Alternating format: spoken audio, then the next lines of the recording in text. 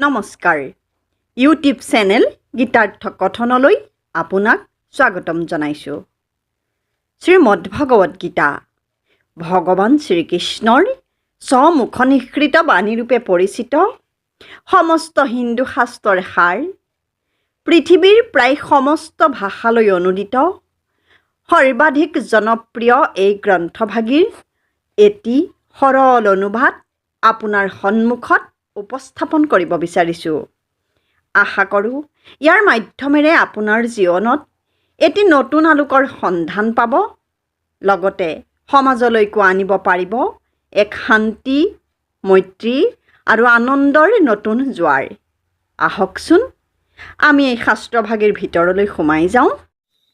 শ্ৰীমদ্ভাগৱত গীতা প্ৰথম অধ্যায় শ্লোক সংখ্যা ৪৭ অৰ্ধমাভিভৱৎ কৃষ্ণ প্ৰদুষ্যন্তি কুলস্ত্ৰিয়ঃ স্ত্ৰীষু দুষ্ট্ৰাসু বাৰ্ষ্যেয় জায়তে বৰ্ণসংকৰা। শব্দাৰ্থ অধৰ্মাভিভৱৎ, অধৰ্ম অভিভৱৎ, অধৰ্ম বৃদ্ধি পালে, কৃষ্ণ হে কৃষ্ণ, প্ৰদুষ্যন্তি দূষিত হয়, কুলস্ত্ৰিয় কুলৰ স্ত্ৰীসকল, স্ত্ৰীষু স্ত্ৰীসকল, দুষ্টাসু দূষিত হোৱাৰ ফলত, জায়তে জন্ম হয়, বৰ্ণসংকৰঃ বৰ্ণসংকৰ সন্তান, বাৰ্ষ্যেয় বৃষি বংশীয়। কৃষ্ণ। সৰলাৰ্থ হে কৃষ্ণ, হে বাৰ্ষ্যেয়, বংশত অধৰ্মৰ প্ৰকোপ বাঢ়িলে কুলৰ স্ত্ৰীসকল দূষিত হয়। কুলস্ত্ৰীসকল দূষিত হোৱাৰ ফলত বংশত বৰ্ণসংকৰ অৰ্থাৎ অবাঞ্ছিত সন্তানৰ জন্ম হয়। সৰল পদ্য ভাঙনি। অধৰ্ম ব্যাপিলে সবে কুলদাৰ, নষ্ট হৈব যদুপতি, স্ত্ৰীৰ নাশ ভৈলে বৰ্ণ সংকৰ, সন্তানৰ হৈব সৃষ্টি।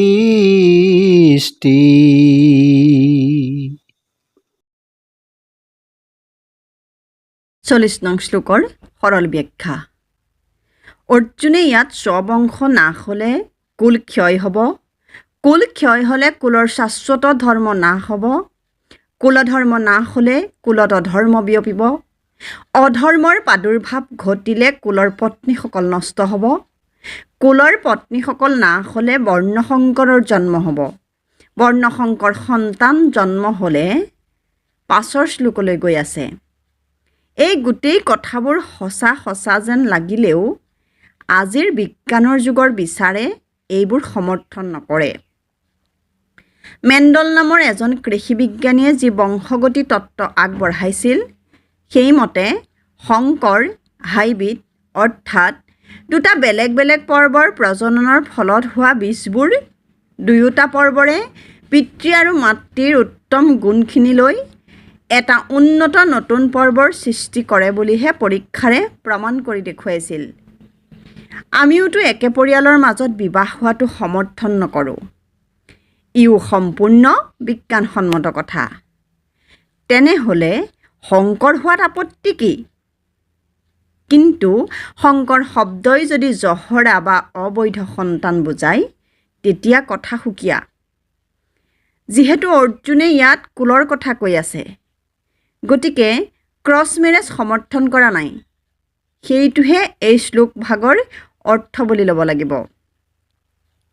কিন্তু অৰ্জুনে যদি সংকৰ শব্দৰে অবৈধ সন্তান বা জহৰাকেই বুজাব খুজিছে, তেনেহ'লে প্ৰশ্ন হয়, ধৃতৰাষ্ট্ৰ, পাণ্ডু আৰু বিদুৰৰ পিতৃ কোন? কুৰুবংশীয় পঞ্চপাণ্ডৱৰ পিতৃ পাণ্ডুক ঋষিৰ শাবে ক্লীব কৰিলে।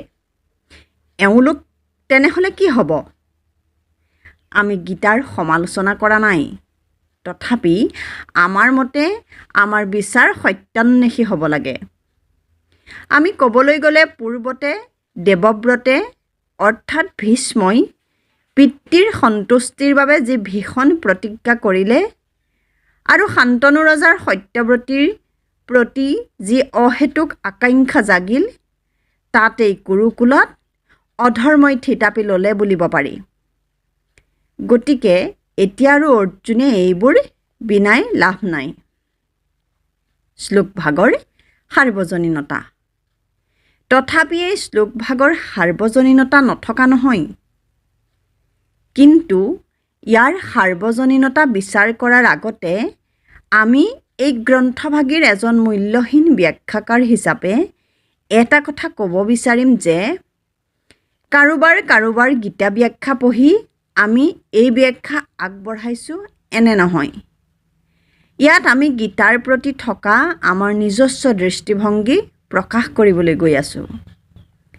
ইয়াকে কৰিবলৈ যাওঁতে আমি গীতাৰ ৰচকৰ পৰাও ঠায়ে ঠায়ে বিচ্যুত হ'ব পাৰোঁ। কাৰণ আমি গীতাৰ ভিতৰত থকা সাৰ্বজনীনতাখিনি বিচাৰ কৰি চাব খুজিছোঁ, যাতে এই গ্ৰন্থৰ এই ব্যাখ্যাই সকলো কাল, সকলো দেশ আৰু সকলো ব্যক্তিৰ বাবে গীতাশাস্ত্ৰ ভাগক এখন অৱশ্যেই পঠনীয় পুথিত পৰিণত কৰে আৰু অনন্ত কাললৈ এই শাস্ত্ৰই মানৱ জাতিৰ কল্যাণ সাধন কৰিব পাৰে। আমাৰ বিচ্যুতখিনি সদাশয় সুধী সমাজে, বিদ্বান সমাজে নিশ্চয় দেখা পাব। গতিকে তেৰা সমস্তই এইবোৰ আঙুলিয়াই দি আলোচনা কৰিব খুজিলে আমি অতিশয় আহ্লাদিত হ'ম। আমাৰ বিচাৰত পৃথিৱী আমাৰ ঘৰ। পৃথিৱীৰ সকলো বাসিন্দা একেটা কুলৰ, এটা পৰিয়ালৰ। আমাৰ পিতা এজন, তেওঁ হ'ল ভগৱান। কুল শব্দটো এই অৰ্থত লৈহে শ্লোকভাগীৰ সাৰ্বজনীনতা বিচাৰ কৰিব পৰা যাব। তথাপি আমি কৈছোঁৱেই যে শংকৰ শব্দই যদি জহৰা অবৈধ সন্তান নুবুজায়, তেন্তে এই শ্লোকভাগীৰ লগত আমি একেবাৰে একমত নহয়। যদি অবৈধ সন্তান বুলি ধৰা হয়, তেতিয়া ইয়াত সাৰ্বজনীনতা বিচাৰ কৰিব পাৰি। অৱশ্যে এই শ্লোক আৰু পৰৱৰ্তী দুটামান শ্লোকে শংকৰ শব্দৰ অৰ্থ অবৈধ সন্তান কৰা যেনেই বোধ হয়। শ্লীল অভয় চৰণাৰবিন্দ স্বামী প্ৰভুপাদ মহাশয়ৰ গীতাৰ ব্যাখ্যাত শংকৰ শব্দটোৰ অৰ্থ অবাঞ্ছিত সন্তান কৰিছে। শব্দটো অৱশ্যে ৰহস্য ঘন। স্ত্ৰী পুৰুষ দুয়ো আশা কৰিলে সন্তানটো বাঞ্ছিত সন্তানেই নহ'ব জানো? যেনে পঞ্চপাণ্ডৱ, ধৃতৰাষ্ট্ৰ, পাণ্ডু আদি। যদিহে অবৈধ সন্তান বুলি লোৱা হয়, তেতিয়া কথাবোৰ খাপ খুৱাব পাৰি। যিহেতু পৃথিৱীৰ শাশ্বত নীতি নিয়মবোৰৰ ভিতৰত ব্ৰহ্মচৰ্যও এটা কুলধৰ্ম। যুদ্ধ হ'লে এখন দেশৰ বা সমাজৰ গুৰিয়ালসকল মৃত্যুমুখত পৰে। ফলত সৰু সৰু শিশুসকলৰ বাবে আদৰ্শ দেখুৱাবৰ বাবে অসৎ কৰ্মৰ পৰা সিহঁতক আঁতৰাই ৰাখিবলৈ, উপদেশ দিবলৈ, জ্ঞান দিবলৈ, জীৱন জীয়াৰ শিক্ষা দিবলৈ কোনো নোহোৱা হয়। ফলত সিহঁত অসৎ পথত গতি কৰিব পাৰে আৰু এইদৰে তিৰোতাসকলো লাহে লাহে সংযমহীন হয়গৈ। ফলত অবৈধ সন্তান জন্ম হোৱাটো একো অস্বাভাৱিক কথা নহয়। আপোনালোকে পিছৰ ভিডিঅ'সমূহ পাই থাকিবলৈ আমাৰ চেনেলটো ছাবস্ক্ৰাইব কৰি থ'ব আৰু লাইক, কমেণ্ট, শ্বেয়াৰ কৰিবলৈ নাপাহৰিব।